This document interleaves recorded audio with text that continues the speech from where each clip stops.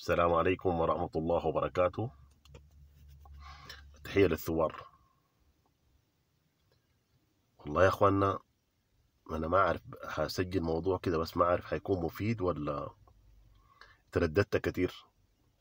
شاهدت اليوم فيديو بدخول قوات نظام، كاتبين دخول قوات نظامية لحماية الثوار. والله الموضوع ده انا من شفته ما اطمنت، ولما قريت التعليقات لقيت نفس الاحساس بتاع الناس كلها بتحذر الثوار من خطر الناس ديل. لأن الثوار الشجعان كلهم والناس اللي جو بإرادتهم وفعلا ثوريين، تفاعلهم مع الثوار كان واضح جدا، ورفع علامة النصر وهتافات. لكن ده جايين ماشيين كده داخلين، وتحس انه مضغوط عليهم او مبنجين.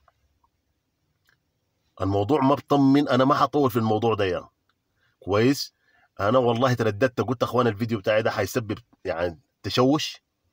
لكن اخواننا يا اخواننا يا اخواننا، بس من باب انه يتحققوا.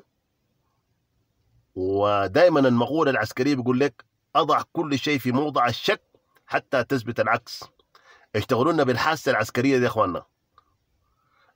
ضروري جدا. انا بنزل لكم الرابط بتاع الفيديو اللي نازل في اليوتيوب، وشوفوه ودوني كلامكم ووصلوا الرسالة دي للثوار، عشان اخواننا نحن. والله الموضوع ده انا قلبي قبضني، لانه اي ثائر واي واحد من جاء من القوات النظاميه وانتمى للثوار تفاعله كان واضح جدا معانا.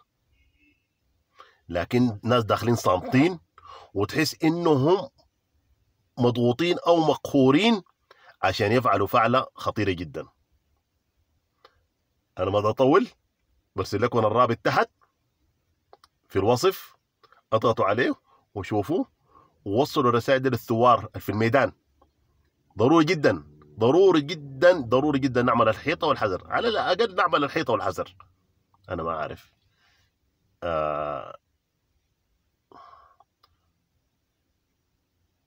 ما مرتاح.